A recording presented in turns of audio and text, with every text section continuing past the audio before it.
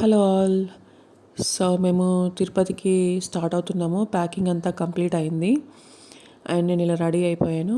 So bangles వేసుకుంటే ఇంకా తిరుపతి వచ్చే వరకు ఉంటాయి. బ్యాంగిల్స్ కంపల్సరీ ఉండాలి కదా టెంపుల్కి అని వేసుకున్నాను. సో వెళ్ళే ముందు మేమందరము గణేష్ని దర్శనం చేసుకొని వెళ్దామని గణేష్ టెంపుల్కి వెళ్ళి దర్శనం చేసుకున్నాము. అండ్ దెన్ నైట్ ట్రైన్లో తినడానికి సో పులిహోర పకోడీ ఇవన్నీ చేసి ఇంట్లో చేసి ప్యాక్ చేసుకున్నాము. ఎవరి బాక్సెస్ వాళ్ళు ఈజీగా ఉంటుంది తిని పడేయడానికి అని చెప్పేసి. సో ఇలా మేము క్యాబ్ బుక్ చేసుకొని అందరము రైల్వే స్టేషన్కి స్టార్ట్ అయిపోయాము. అసలు తిరుపతికి వెళ్ళడం అంటే ఆ టికెట్స్ బుక్ చేసుకున్నప్పటి నుంచి అది రన్ అవుతూనే ఉంటుంది బ్రెయిన్లో. తిరుపతికి వెళ్తున్నామని చాలా హ్యాపీ ఉండే. సో మాది Narayanadri Express Lingampalli to Tirupati. So అక్కడ మేము ఇంకా స్టార్ట్ అయిపోయాము. ఎప్పుడు ట్రైన్లో వెళ్ళేటప్పుడు కొంచెం ముందుగా వెళ్ళడమే మంచిది. సో రిలాక్స్డ్గా ఉంటుంది, హడావిడి లేకుండా, టెన్షన్ లేకుండా.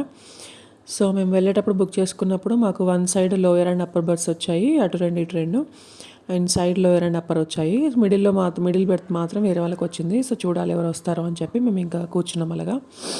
సో కాసేపు వ్యూ అది ఎంజాయ్ చేస్తూ కూర్చున్నాము. స్టార్ట్ అయిపోయింది ఇంకా ట్రైన్.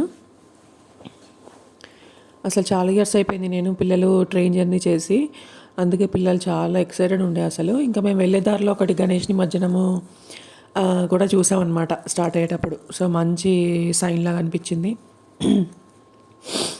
సో మేము పడుకొని లేచేలోపు ఆటోమేటిక్గా ఇంకా తిరుపతి వచ్చేసింది. అండ్ మధ్యలో యాక్చువల్గా నేను పడుకునే వైపు మధ్యలో బెర్త్లో ఎవరు రాలేదు. నైట్ ఎక్కడో 3 o'clock ఏమో తెనాలిలో ఎక్కారనమాట ఒక ఆవిడ. సో అప్పటి వరకు హ్యాపీగా ఫ్రీగా పడుకున్నాము. ఇంకా తిరుపతి నియర్ బై ఉన్నప్పుడు ఇంకా పిల్లల్ని అందరినీ లేపి కూర్చోబెట్టాను. కొంచెం వాళ్ళు నిద్ర మబ్బిపోతుంది కదా అని చెప్పి. సో ఇంకా అందరం కూర్చొని తిరుపతి కోసం వెయిట్ చేసాము. ఇంకా తిరుపతి స్టేషన్ లాగానే అందరం దిగి ఇంకా కొండపైకి వెళ్ళడానికి స్టార్ట్ అయ్యామన్నమాట. సో కొండపైకి వెళ్ళడానికి మేము ఒక జీప్ సుమో, యాక్చువల్లీ జీప్ కాదు, సుమో మాట్లాడాము. ఇంకా వేరే ఫ్యామిలీ కూడా ఉండే అనమాట. వాళ్ళు మేము కలిసి ఒక సుమో మాట్లాడుకొని కొండపైకి బయలుదేరాము. సో ఇక్కడ కొండపైకి బిగినింగ్లోనే మనకి ఇక్కడ కనిపిస్తాయి కదా కొండలు, తిరుమల కొండలు కనిపించాయి. అక్కడ సెక్యూరిటీ చెకింగ్ కోసం ఇంకా ఆపి అందరినీ దింపారనమాట. సో మేమందరము దిగి అక్కడ బ్యాగేజ్ అదంతా తీసేసుకొని చెకింగ్ అదంతా కంప్లీట్ అయ్యాక మళ్ళీ ముందుకు వెళ్ళాము. సో మాకు వెళ్ళడానికి మేము అడల్ట్స్ 4 members, చిల్డ్రన్ 2 కదా, 600 తీసుకున్నారు కొండపైకి తీసుకెళ్ళడానికి. నాట్ షూర్ అది రీజనబుల్ ఎక్కువ తక్కువ తెలియదు కానీ 600 అయితే తీసుకున్నారు. సో ఇలా ముందుకెళ్ళగానే శ్రీవారి పాదాలు ఇవన్నీ కనిపించాయి. హ్యాపీగా ఉండే. మా పేరెంట్స్కి ఫస్ట్ టైం యాక్చువల్లీ తిరుపతి రావడం. సో చాలా ఎగ్జైటెడ్ ఉండే వాళ్ళు, పిల్లలు అందరము. లాస్ట్ ఇయర్ వెళ్ళంగానే ఇలా వెళ్ళి దర్శనం చేసుకొని మొక్కు తీసుకొని వచ్చేసాము. ఈసారి కొంచెం రిలాక్స్డ్గా అన్నీ చూడాలి అన్న ఉద్దేశంతో వెళ్ళామన్నమాట. సో చాలా పీస్ఫుల్గా ఉండే బిగిన్ అయినప్పుడే అసలు జర్నీ. ఇక్కడ సెక్యూరిటీ చెక్ అదంతా కంప్లీట్ అయ్యి వెళ్ళిపోయామన్నమాట. ఇంకా మా అమ్మ అయితే పైకి వెళ్తున్నంతసేపు, అమ్మ ఇంత పెద్ద ఫారెస్ట్, ఇంత పెద్ద అసలు కొండలు ఇవి ఎలా వెళ్తుంది అసలు వెహికల్స్ అవి ఇవి అని చాలా ఆశ్చర్యంగా చూస్తారు వాళ్ళంతా. సో నేను ఇంతకుముందు వచ్చాను కాబట్టి ఇంకా నాకు అంత బిగినర్లా లేదు కానీ వాళ్ళకి మాత్రం చాలా సర్ప్రైజింగ్ ఉండే. అసలు ఇక్కడ మా డాడీ ఉన్న మమ్మీ అయితే అసలు ఇక్కడికి ఇవన్నీ ఎలా తీసుకొచ్చారు, ఎలా కట్టారు, టెంపుల్ ఎలా కట్టారు, ఇవన్నీ ఎట్లా మేనేజ్ చేశారు, అన్ని క్వశ్చన్స్ అనమాట వాళ్ళకి. సో నాకైతే అసలు వెళ్ళి రిటర్న్ వచ్చే టైంలో అయితే అసలు 8th wonder లాగా అసలు తిరుపతిని యాడ్ చేయాలి అన్న కన్సర్న్ వచ్చిందనమాట. అసలు చాలా అద్భుతమైన టెంపుల్ కదా, అసలు అంత గుట్టల పైన అలా కట్టారు. డెఫినెట్లీ దీన్ని యాడ్ చేయాలి అసలు వరల్డ్ వండర్స్లో. సో నాట్ షూర్ ఎందుకు యాడ్ చేయలేదు ఏంటి అనేది. బట్ వెళ్ళేటప్పుడు దారిలో ఇంకా వ్యూ అంతా ఎంజాయ్ చేస్తూ ఉన్నాం. అటు తిరుపతి టౌన్ అంతా కనిపిస్తూ ఉంటుంది ఒకవైపు ఏమో మొత్తం ఫారెస్ట్ అంతా కనిపిస్తూ ఉంటుంది. సో అండ్ మధ్యలో గోవింద నామాలని రాసి ఉంటాయి కదా, అవన్నీ అంత ఫాస్ట్గా వెళ్ళిపోతూ ఉంటుంది. యాక్చువల్గా ఫుల్గా చదివేంత టైం కూడా ఉండదు. బట్ కనిపించినప్పుడు ఆ నామాలు పలుకుతూ వెళ్ళామన్నమాట. ఇంకా ఇటువైపు అంతా మనకు తిరుపతి టౌన్ కనిపిస్తూ ఉంటుంది ఫుల్గా.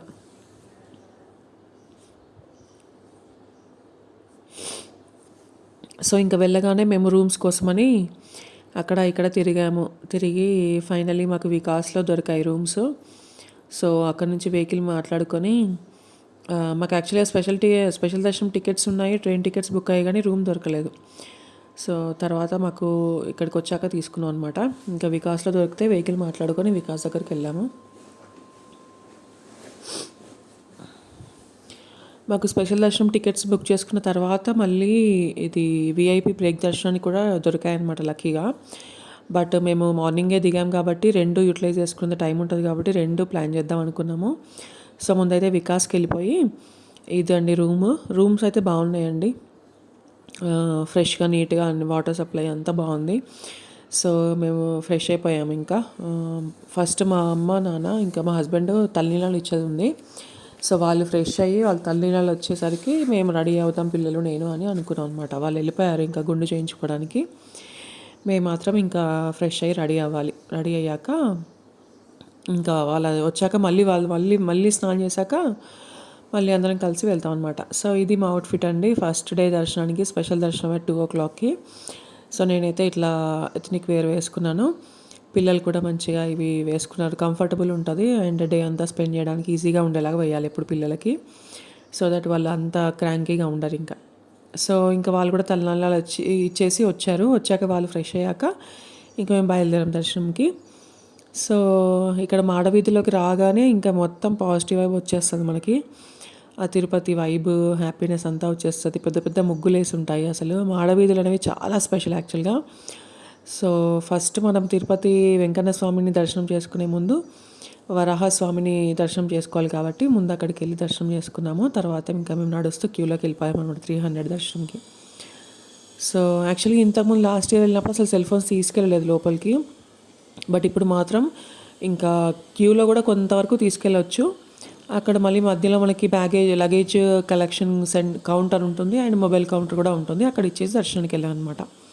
వచ్చాక మళ్ళీ మనం పిక్ చేసుకోవచ్చు. అక్కడ ఒక కౌంటర్ ఉంటుంది, కలెక్షన్ కౌంటర్, అక్కడ తీసేసుకోవచ్చు. సో మేము తీసుకున్న తర్వాత లంచ్కి వెంగమాంబ సత్రం అన్నదాన సత్రంకి వెళ్ళాము. ఫుడ్ కంప్లీట్ చేసి కాసేపు తిరిగాక ఇంకా ఈవినింగ్ అసలు సన్సెట్ ఉంటుంది కదా ఆ టెంపుల్ దగ్గర, అసలు సన్సెట్ ఎంత బాగా అనిపించిందంటే అది ఇంకా లైవ్లో చూడాల్సిందే. ఎన్ని ఫొటోస్ చూసినా వీడియోస్ చూసినా ఆ లైవ్ వ్యూ అనేది రాదు.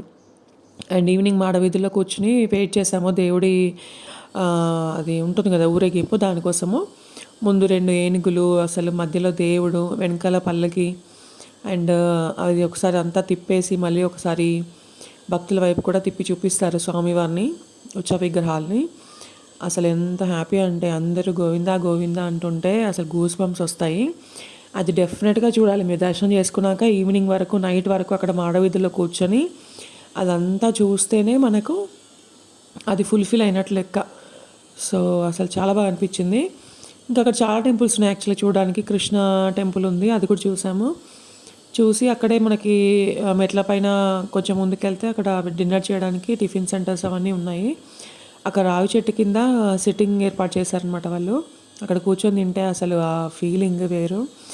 అసలు ఫస్ట్ డే అయితే ఆ దర్శనము, మాడవీధులు అవి అండ్ స్వామివారి ఊరేగింపు, ఇక్కడ రావి చెట్టు కింద కూర్చొని తినడము అసలు హైలైట్ అంటే హైలైట్ అయిపోయింది నాకు.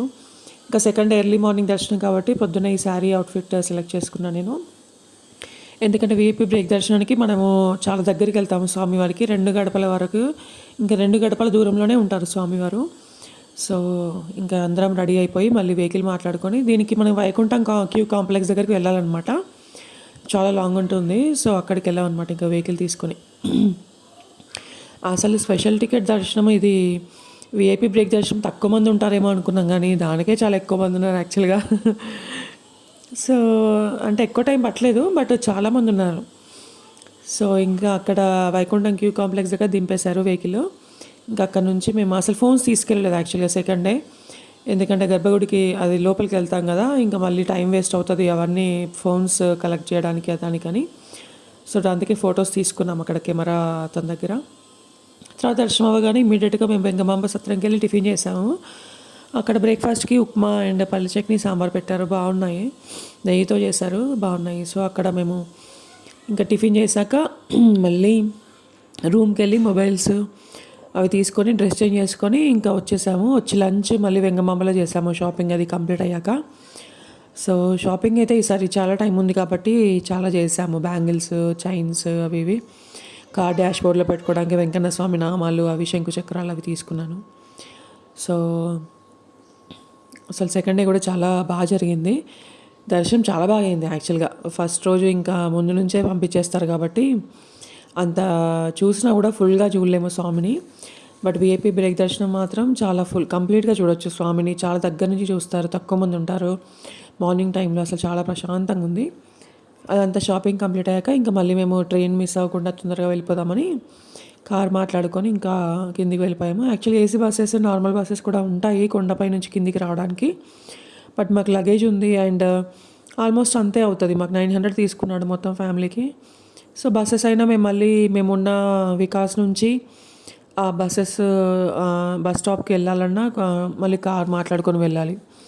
మళ్ళీ అక్కడ నుంచి బస్ టికెట్స్ కూడా 110 ఉంది ఫర్ ఈచ్ అడల్ట్కి. సో మళ్ళీ అంత శ్రమ తీసుకొని లగేజ్ పట్టుకొని అదంతా వెళ్ళినా టోటల్ అంతే అవుతుందని చెప్పి ఇంకా డైరెక్ట్ మేము కార్ మాట్లాడుకొని వెళ్ళిపోయాం కొండ కిందికి. సో వెళ్ళేటప్పుడు డ్రైవర్ అసలు చాలా బాగా చెప్పాడు అన్నీ. అసలు టెంపుల్ ఎప్పటిది, ఎవరు కట్టించారు, అసలు పైకి టెంపుల్ కట్టడానికి ఎలా తీసుకొచ్చారు, నడక దారి ఎక్కడి నుంచి ఉంది, మెట్ల దారి ఎక్కడి నుంచి ఉంది, అండ్ ప్రజెంట్ అసలు ఎలా ఉంది తిరుపతి. లోకల్ వాళ్ళకైతే బాగా తెలుస్తాయి కదా. సో కొన్ని క్వశ్చన్స్ అవి ఉంటే అడిగాము, బాగా చెప్పాడు అవన్నీ. సో చాలా ఈజీగా వచ్చేసాం అనిపించింది, త్వరగా వచ్చేసాం అనిపించింది యాక్చువల్గా. అండ్ అంత రష్ కూడా లేదు టెంపుల్లో కానీ ఎక్కడ కానీ. ఇప్పుడు నవరాత్రులు అది మన వినాయక నవరాత్రులు కదా ఇప్పుడు. సో రష్ ఎక్కువ లేదు కాబట్టి చాలా పీస్ఫుల్గా అంతా తిరిగి చూసాము. అసలు ఎక్కడ హడావిడి లేకుండా ప్రశాంతంగా జరిగింది. సో నువ్వు ఎప్పుడు వెళ్ళాలనుకున్నా ఇలాంటి టైంలో వెళ్ళడం బెటరు. ఎందుకంటే మనము హ్యాపీగా స్పెండ్ చేయొచ్చు. ఆ రష్ ఉంటే హడావిడిగా అయిపోతుంది అనమాట. రష్ లేకపోతే మనం ప్రశాంతంగా అన్నీ చూసాము, మనసు కూడా కొంచెం కంగారుగా ఉండదన్నమాట. సో అందుకే రష్ లేని టైం చూసుకొని వెళ్ళాలి. అంటే ఏదైనా మొక్కు తీర్చుకొని కంపల్సరీ అయితే మనము తప్పదు అనుకున్నప్పుడు వెళ్ళొచ్చు. అలా కానీ మనం కొంచెం ప్లాన్డ్గా వెళ్ళాలి అనుకుంటే మాత్రం ఇలా రష్ లేని డేస్ చూసుకొని వెళ్తే మనము అసలు అంతా తిరిగి చూడడానికి, స్పెండ్ చేయడానికి చాలా బాగుంటుంది అనమాట.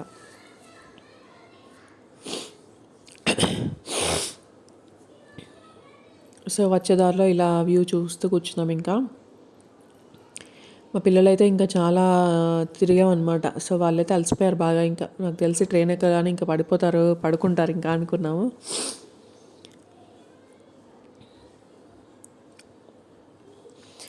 అండ్ డ్రైవర్ చెప్తున్నారు అనమాట, దిగేటప్పుడు చాలా కేర్ఫుల్గా ఉండాలి. వెహికల్స్లో వచ్చేవాళ్ళు, ప్రైవేట్ వెహికల్స్ వచ్చే వాళ్ళకి చాలా యాక్సిడెంట్స్ అవుతాయి. ఎందుకంటే వాళ్ళు స్పీడ్ అక్కడ లిమిట్ పెట్టారు 20 అని చెప్పి. అండ్ టోటల్ జర్నీ గుట్టపై నుంచి దిగడానికి మినిమం 40 మినిట్స్ తీసుకోవాలి. అంటే అంత స్లోగా రావాలన్నమాట. సో ఖాళీగా ఉంది కదా అని ఫాస్ట్గా వెళ్తే ఆ టర్నింగ్స్ దగ్గర అక్కడ ఇక్కడ చాలా ప్రాబ్లం అవుతుంది. సో అలా రాకూడదు, 40 మినిట్స్ తీసుకోవాలి మినిమము. అండ్ స్పీడ్ కూడా 20 మెయింటైన్ చేయాలి అని చెప్పి చెప్తున్నారు అనమాట. సో అందుకే ఎవరైనా డ్రైవింగ్ వచ్చిన వాళ్ళు కూడా రెగ్యులర్గా చేయడం వేరు, తిరుపతి ఘాట్ రోడ్లో చేయడం వేరు. మనం పర్ఫెక్ట్ ఉండి కాన్ఫిడెంట్గా ఉంటేనే వెళ్ళాలి. లేదంటే అక్కడ చాలా వెహికల్స్ అవైలబుల్గా ఉంటాయి, వాళ్ళతో వెళ్ళిపోవాలి. వాళ్ళు రెగ్యులర్గా వెళ్తారు కాబట్టి వాళ్ళకి అది ఈజీ ఉంటుంది వాళ్ళకి. అలా వెళ్ళిపోవడం బెటరు. అన్ని ఎక్స్పెరిమెంట్స్ చేయొద్దు అక్కడ అలాంటి ప్లేసెస్లో. సో కొంచెం బీ కేర్ఫుల్గా ఉండండి. మీ ఓన్ వెహికల్ తీసుకెళ్తే మీకు కాన్ఫిడెంట్ ఉండి ఓకే అనుకుంటేనే వెళ్ళండి, లేదంటే మాత్రం వెళ్ళకండి అలాగా. ఎందుకంటే సేఫ్టీ ఇంపార్టెంట్. అండ్ అక్కడ ఏదైనా జరిగితే అసలు వెళ్ళే వాళ్ళకి వచ్చే వాళ్ళకి కూడా చాలా ఇబ్బంది అవుతుంది. ఘాట్ రోడ్లో తక్కువ స్పేస్ ఉంటుంది కదా టర్నింగ్ తీయడానికి కూడా. సో అందుకే మనము ఇబ్బంది పడద్దు, ఎవరిని ఇబ్బంది పెట్టద్దు. అండ్ అది యాక్చువల్ టెంపుల్ ప్లేస్, మళ్ళీ అక్కడ అంతా పీస్ఫుల్గా ఉండడానికి, మంచిగా ఉండడానికే ట్రై చేయాలి. అనవసరమైన కాంప్లికేషన్స్ అసలు క్రియేట్ చేయకూడదు అనేది నా ఒపీనియన్.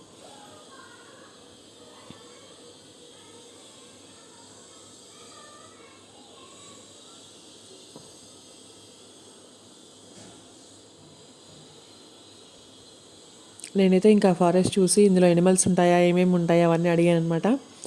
ఆయన చిరుతలు ఉన్నాయి, అన్ని ఎనిమల్స్ ఉంటాయి కానీ సింహం లేదు. అండ్ రీసెంట్గా పెద్ద పులి ఒకటి మనకి నల్లమల్ల నుంచి ఇక్కడికి వచ్చింది అన్నట్టు ఇన్ఫర్మేషన్ అంటున్నారు, కానీ ఇంకా సీసీ కెమెరాస్ పెట్టి అబ్జర్వ్ చేస్తున్నారు, ఇంకా క్లారిటీ లేదు దానిపైన అని చెప్పారు. చాలా పెద్ద ఫారెస్ట్ యాక్చువల్గా చాలా ఉంటాయి. బట్ జింకలు అవి ఏమైనా కనిపిస్తాయేమో అనుకున్నాను కానీ వచ్చేటప్పుడు ఏం కనిపించలేదు. సో ఇంకా మేము ఆల్మోస్ట్ కొండ కిందికి వచ్చేసాము. ఇంకా రైల్వే స్టేషన్కి దగ్గరలో ఉన్నాము. కొండ కిందికి వచ్చా కూడా యాక్చువల్గా రైల్వే స్టేషన్ బాగానే దూరం అనిపించింది.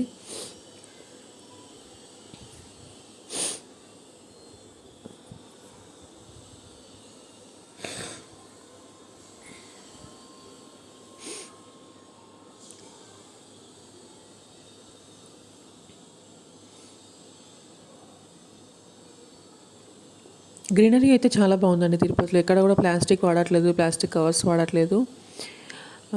అండ్ చెత్త పడేయడానికి కూడా ఎక్కడ పిచ్చి పిచ్చిగా ఎవరు పడేయట్లేదు. యాక్చువల్గా అదే మనమే కేర్ఫుల్గా ఉండాలి, ఎక్కడ అంత మెస్ చేయకుండా.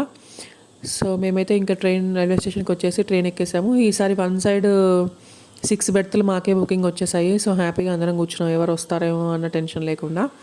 సో హ్యాపీగా జర్నీ కంప్లీట్ అయ్యి మా ఇంటికి వచ్చేసాము. Okay, bye.